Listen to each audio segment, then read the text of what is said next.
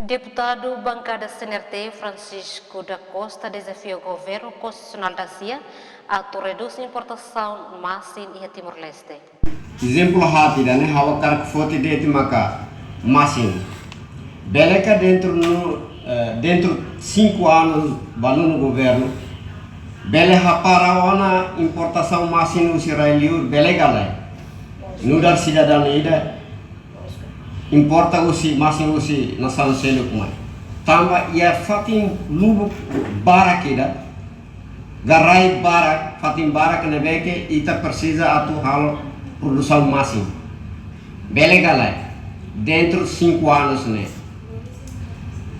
favor sela bele taunetik fundasis bal para oisa sekari governação mai e hanoiona ita bele hapara na masin tamane ita bel au sinti ita bele